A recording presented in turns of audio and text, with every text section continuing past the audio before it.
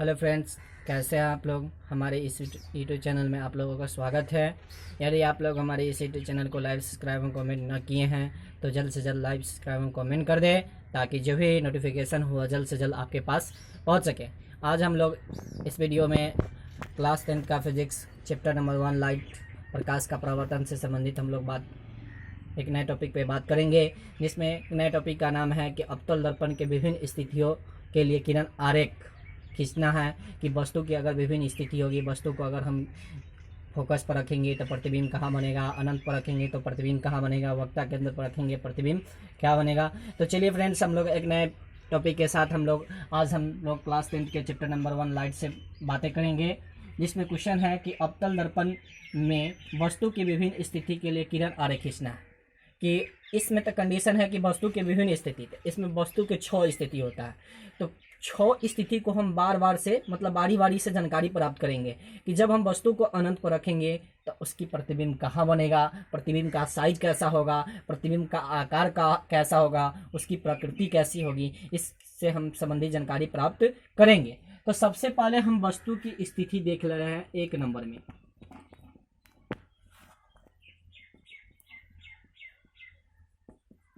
वस्तु की स्थिति जब अनंत पर हो,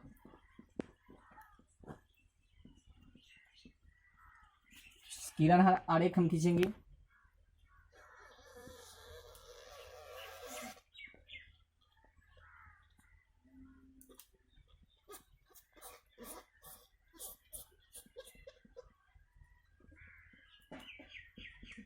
मान लेंगे कि एमएन एक अवतल दर्पण है, जिसमें पी इसका ध्रुव, ए फोकस, सी वक्ता केंद्र और यह मान लिए अनंत। तो जब वस्तु की स्थिति अनंत पर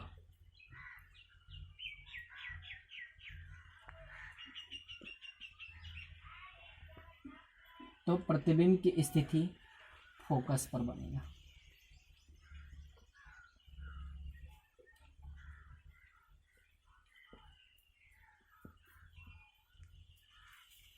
जब हम वस्तु को अनंत पर रखते हैं तो प्रतिबिंब की स्थिति फोकस पर बनती है। तो दूसरा नंबर इसका आ जाएगा, प्रतिबिंब की स्थिति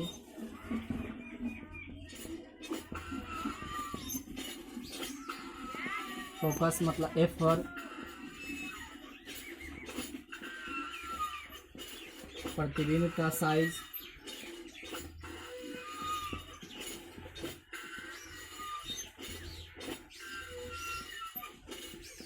वस्तु से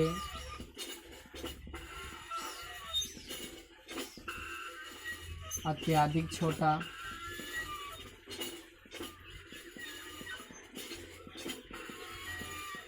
प्रतिबिंब की प्रकृति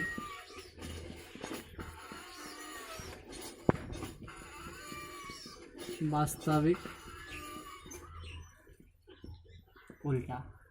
तो अवतल दर्पण की स्थिति में हम देखें कि जब हम वस्तु को अनंत पर रखते हैं तो उसका प्रतिबिंब कहाँ बनता है। तो किरण आरेख की सहायता से हम जब किसी वस्तु को अनंत पर रखते हैं तो उसका प्रतिबिंब एफ मतलब फोकस पर बनता है, और भी वस्तु से अत्यधिक छोटा वास्तविक एवं उल्टा प्रतिबिंब बनता है। तो पहला स्थिति में देखें कि जब वस्तु की स्थिति अनंत पर हो तो उसकी प्रतिबिंब की जो स्थिति होगी वह एफ पर बनेगा, मतलब फोकस पर होगा, और प्रतिबिंब का जो साइज होगा, आकार, वह वस्तु से अत्यधिक छोटा होगा। तीसरा नंबर इसी कंडीशन में देखेंगे प्रतिबिंब की प्रकृति कैसी होगी, तो प्रतिबिंब की प्रकृति वास्तविक उल्टा होगा। अब दूसरा नंबर पे हम देखेंगे जब वस्तु की स्थिति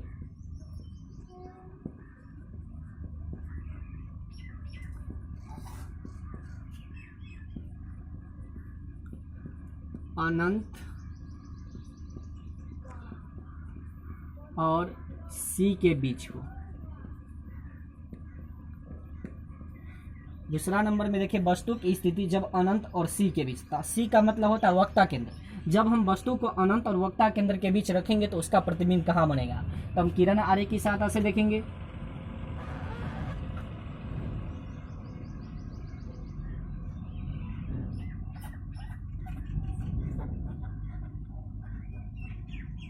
मान लेते हैं ए मैंने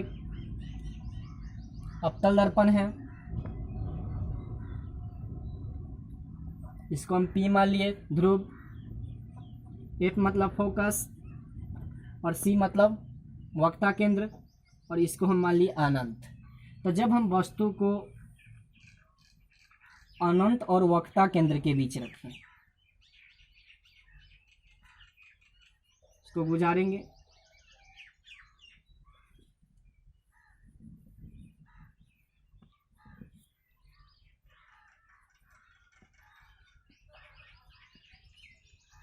अनंत और वक्ता केंद्र के बीच रखते हैं तो इसकी प्रतिबिंब कहाँ होगी देखेंगे हम लोग।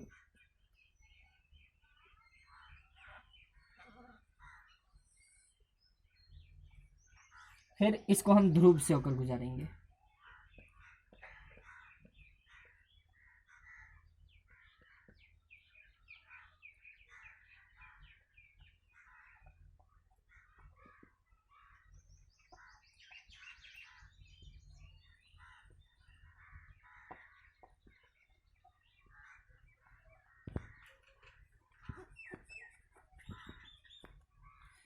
तो इसको मान लिए ए और इसको मान लिए बी, और जहां प्रतिबिंब बना उसको ए डैश बी डैश मान लेंगे।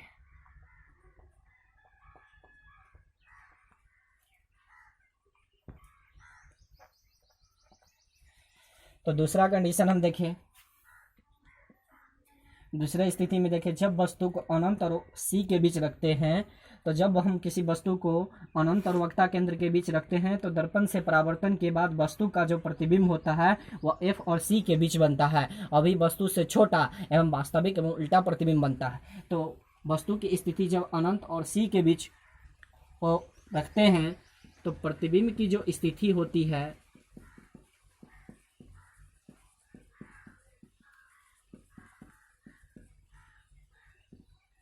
एफ और सी के बीच, मतलब प्रतिबिंब बनता है फोकस और वक्ता केंद्र के बीच। प्रतिबिंब का साइज देखेंगे,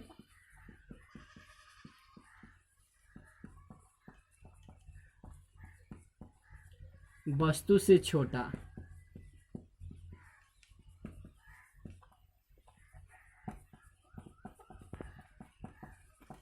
प्रतिबिंब की प्रकृति देखेंगे, वास्तविक उल्टा। तो दो स्थिति तो हम देख लिए कि पहला स्थिति जब वस्तु को अनंत पर रखे तो उसका प्रतिबिंब फोकस पर बना। दूसरी स्थिति में देखें जब वस्तु को अनंत और वक्ता केंद्र के बीच रखते हैं तो इसकी प्रतिबिंब की जो स्थिति होती है वह फोकस और वक्ता केंद्र के बीच बनता है। अब हम लोग तीसरे स्थिति पे बात करेंगे। जब हम वस्तु को वक्ता केंद्र पर रखेंगे तो उसका प्रतिबिंब कहाँ बनेगा। तो तीसरे स्थिति में हम देखेंगे कि जब वस्तु को हम वक्ता केंद्र पर रखते हैं तो एक ऐसा ही कंडीशन है, ऐसा ही स्थिति है, जब हम वस्तु को वक्ता केंद्र पर रखते हैं तो उसका प्रतिबिंब वक्ता केंद्र पर ही सदैव बनता है, अभी वस्तु के आकार के बराबर बनता है। एक ही ऐसा स्थिति है कि जब हम वस्तु को वक्ता केंद्र पर मतलब सी पर रखते हैं तो उसका प्रतिबिंब सदैव सी पर ही बनता है, वो भी वस्तु के आकार के बराबर, और प्रतिबिंब की जो प्रकृति होती है वह वास्तविक एवं उल्टा होता है। तो चलिए हम लोग देख ले रहे हैं किरण आरेख की सहायता से कि जब हम वस्तु को हम लोग वक्ता केंद्र पर रखते हैं तो उसका प्रतिबिंब कहाँ बनेगा।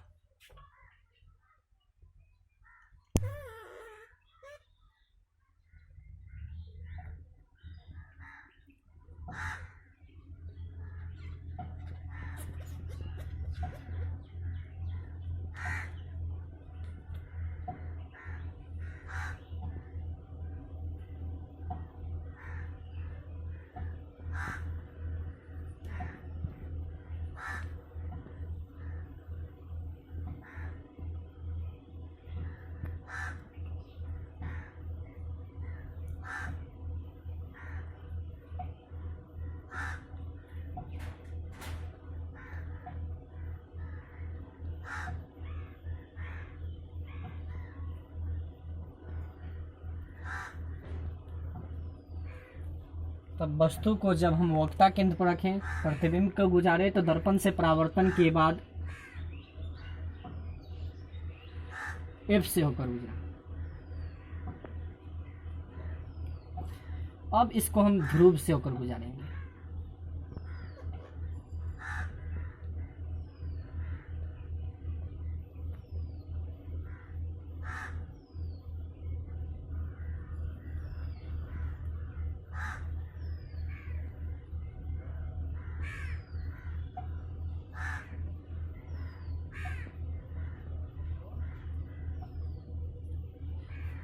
जब वस्तु को वक्ता केंद्र पर रखें तो इसकी प्रतिबिंब की स्थिति वक्ता केंद्र पर ही बना, तो जहां बनेगा उसको हम ए डैश बी डैश मानेंगे। तो यह हमारा प्रतिबिंब की स्थिति हुआ और यह हमारा वस्तु की स्थिति हुआ। तो जब हम किसी वस्तु को वक्ता केंद्र पर रखते हैं तो दर्पण से परावर्तन के बाद प्रतिबिंब की स्थिति वक्ता केंद्र पर ही बनता है और वस्तु के आकार मतलब वस्तु का जो साइज होता है वह वस्तु के बराबर होता है और वास्तविक एवं उल्टा प्रतिबिंब बनता है। तो किरण आरेख की सहायता से देखें, वस्तु को अगर हम वक्ता केंद्र पर रखें तो इसका प्रतिबिंब की स्थिति वक्ता केंद्र पर ही होगी। तो देखेंगे यहाँ तो प्रतिबिंब की स्थिति वक्ता केंद्र पर और प्रतिबिंब का साइज वस्तु के बराबर और प्रतिबिंब की प्रकृति वास्तविक उल्टा। अब हम लोग चौथा स्थिति में देखेंगे। जब वस्तु को हम चौथी स्थिति में रखते हैं तो कहाँ बनता है? वस्तु की स्थिति। अब हम इसको रखेंगे C और F के बीच। जब हम वस्तु को C और F के बीच रखते हैं तो इसका प्रतिबिंब कहाँ बनेगा? C और F के बीच। तो इसकी किरण आरेख की सहायता से इसको हम बनाएंगे।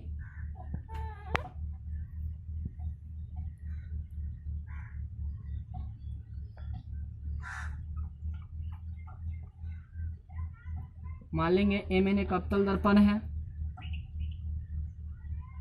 तो इसको P ध्रुव मान लिए, F फोकस,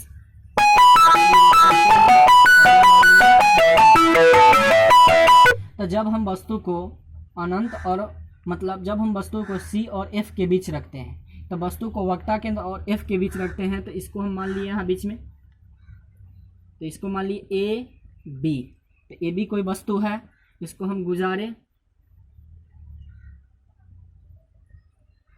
वक्ता केंद्र से तो यह फोकस से होकर गुजरेगा।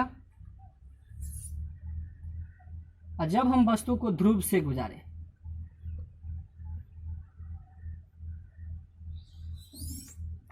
तो इसकी प्रतिबिंब की जो स्थिति हुई वो कहाँ बना? वक्ता केंद्र एवं अनंत के बीच। तो इसको ए डैश बी डैश मानेंगे।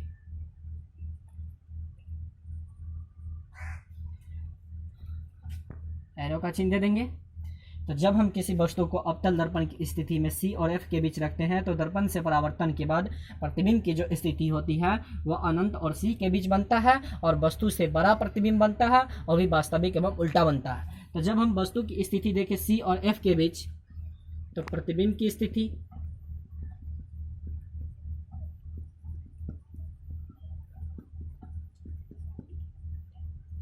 C और अनंत के बीच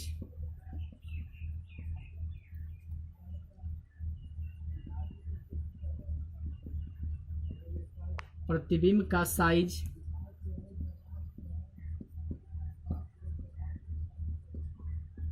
वस्तु से बड़ा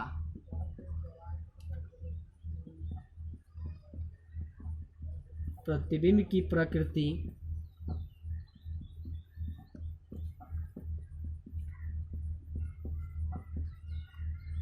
वास्तविक उल्टा। तो चौथा स्थिति देख लिए। अब हम वस्तु को पांचवा स्थिति में रखेंगे कि जब हम वस्तु को फोकस पर रखते हैं तो इसकी प्रतिबिंब कहाँ होगी। तो हम पांचवा स्थिति के लिए हम लोग बात। तो चौथा स्थिति में देखेंगे कि जब हम वस्तु को फोकस पर रखते हैं तो उसकी प्रतिबिंब कहाँ बनेगा, स्थिति कैसी होगी, प्रतिबिंब की स्थिति कैसी होगी, प्रतिबिंब का साइज कैसा होगा, उसकी प्रकृति कैसी होगी। तो जब हम किसी वस्तु को फोकस पर रखते हैं तो उसका प्रतिबिंब की जो स्थिति होती है वह सदैव अनंत पर बनता है। तो चलिए इसको हम किरण के सहायता के साथ से हम खींचेंगे कि अनंत पर कैसे बनेगा। तो सबसे पहले हम एक अवतल दर्पण बनाएंगे।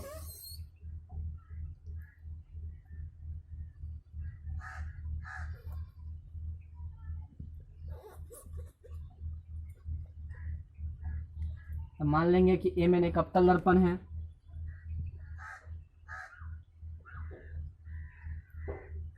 ए फोकस, सी वक्रता केंद्र, और इसको अनंत मान लेंगे। तो जब हम वस्तु को एफ पर रखते हैं, एफ मतलब फोकस, तो इसको ए मान लिए, इसको बी मान लिए, तो ए भी कोई वस्तु है, तो यह मुख्य अक्ष के समांतर गुजार दिए। तो इसकी जो स्थिति होगी यह फोकस से होकर गुजरेगा, फोकस से गुजार दिए। और जब हम वस्तु को ध्रुव से गुजारते हैं,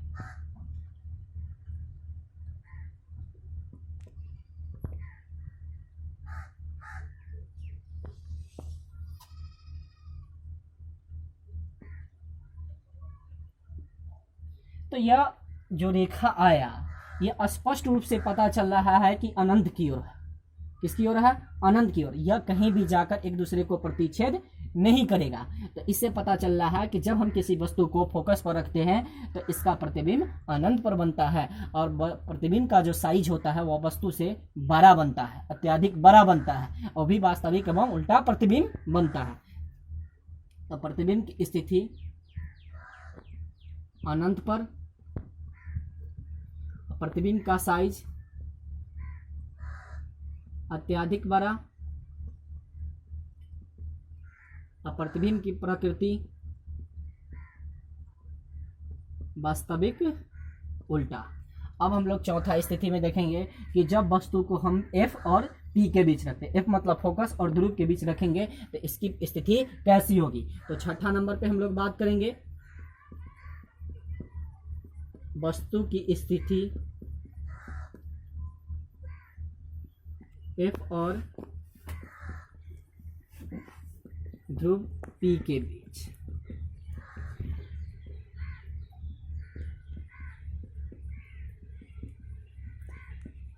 प्रतिबिंब की स्थिति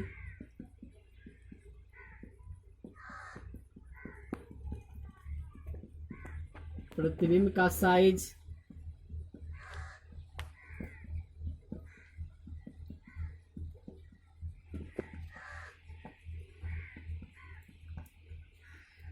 तो चलिए हम लोग लास्ट स्थिति की बात करेंगे कि जब हम वस्तु को F और P के बीच रखते हैं, F मतलब फोकस और P मतलब ध्रुव, तो उसकी स्थिति कैसे बनेगी। तो एक ऐसा ही कंडीशन है कि जब हम किसी वस्तु को F और P के बीच रखते हैं तो उसका प्रतिबिंब दर्पण के पीछे बनता है, और भी वस्तु से बड़ा अकाल्पनिक एवं सीधा प्रतिबिंब बनता है। तो इसकी किरण आरेख की सहायता से हम लोग खींचेंगे।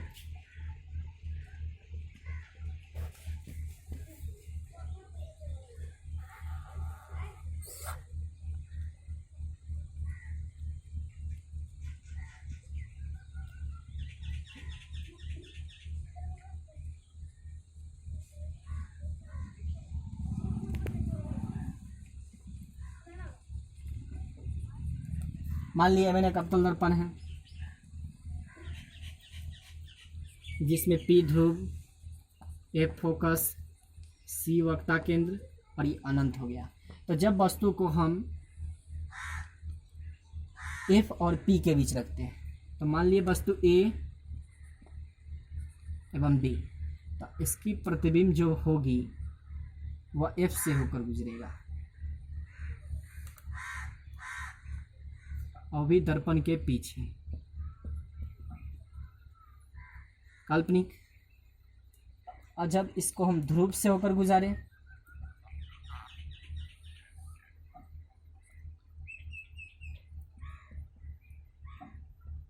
ये कहीं ना कहीं जाके आपस में कटेगा। तो ये दर्पण के पीछे आया, तो इसको मान ली A डैश B डैश।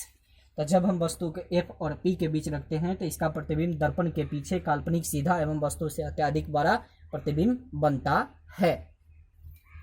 तो प्रतिबिंब की स्थिति दर्पण के पीछे, अब प्रतिबिंब का जो साइज होगा वस्तु से बड़ा, अब प्रतिबिंब की प्रकृति काल्पनिक सीधा।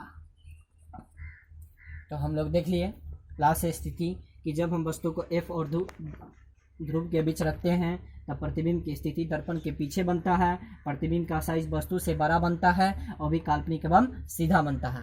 अब हम लोग लास्ट टॉपिक पे बात करेंगे कि उत्तल दर्पण के द्वारा मतलब वस्तु की स्थिति के लिए किरण आरेख खींचेंगे। तो उत्तल दर्पण के द्वारा वस्तु की किरण आरेख के लिए दो ही कंडीशन होते हैं, जब हम वस्तु को अनंत पर रखते हैं और एक अनंत और ध्रुव के बीच रखते हैं, उसमें दो ही स्थिति होती है, उसके लिए हम लोग किरण आरेख खींचेंगे। देखिएगा आप लोग। तो अब हम लोग देखेंगे नेक्स्ट टॉपिक पे बात करेंगे उत्तल दर्पण में वस्तु की विभिन्न स्थिति के लिए किरण आरेख खींचना। तो उत्तल दर्पण में वस्तु की स्थिति के लिए दो ही आरेख होते हैं कि जब हम वस्तु को अनंत पर रखते हैं तो प्रतिबिंब की स्थिति फोकस पर बनता है, और जब हम वस्तु को अनंत और ध्रुव के बीच रखते हैं तो उसका प्रतिबिंब ध्रुव और एफ के बीच बनता है। तो चलिए हम किरण आरेख की सहायता से खींचेंगे। तो फर्स्ट स्थिति है जब हम वस्तु को अनंत पर रखते हैं, अनंत पर, तो इसके लिए किरण आरेख खींचेंगे। तो मान लिए यह उत्तल दर्पण है मेन,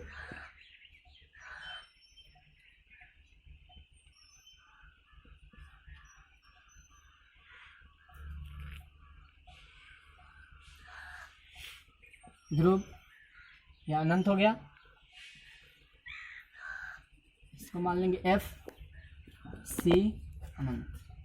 तो जब हम वस्तु को अनंत पर रखें तो दर्पण पर जैसे आपतित करते हैं यह अपने पूर्व पथ से विभिन्न दिशा में फैल जाती है और यह काल्पनिक रूप से एक पर मिलती हुई प्रतीत होती है। तो जब हम किसी वस्तु को अनंत पर रखते हैं तो इसकी प्रतिबिंब की जो स्थिति होती है वह फोकस पर बनता है। तो वस्तु की स्थिति हो जाएगा फोकस मतलब एफ पर। अब प्रतिबिंब का जो साइज होता है वह वस्तु से छोटा होता है।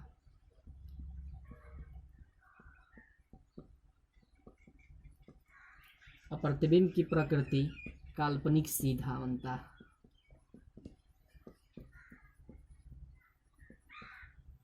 अब हम लोग सेकेंड स्थिति पे बात करेंगे फ्रेंड्स। तो दूसरी स्थिति है वस्तु की स्थिति होती है उसको हम अनंत और ध्रुव के बीच रखते हैं।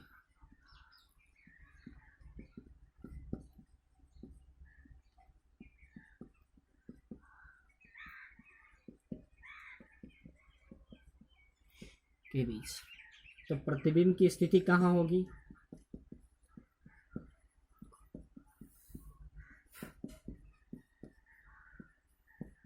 प्रतिबिंब का साइज कैसा होगा?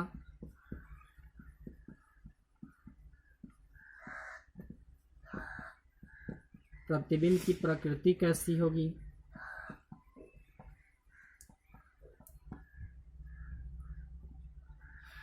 तो चलिए हम सेकेंड स्थिति पे बात करेंगे कि जब वस्तु को अनंत और ध्रुव के बीच रखते हैं तो उत्तल दर्पण बनाएंगे हम लोग।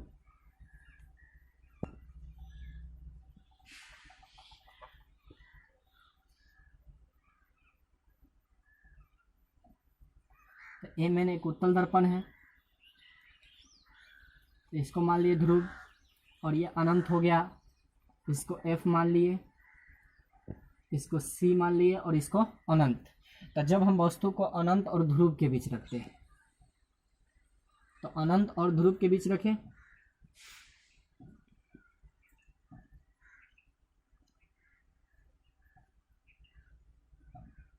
तो वस्तु की स्थिति एफ से होकर गुजरा। तो ए भी कोई वस्तु है,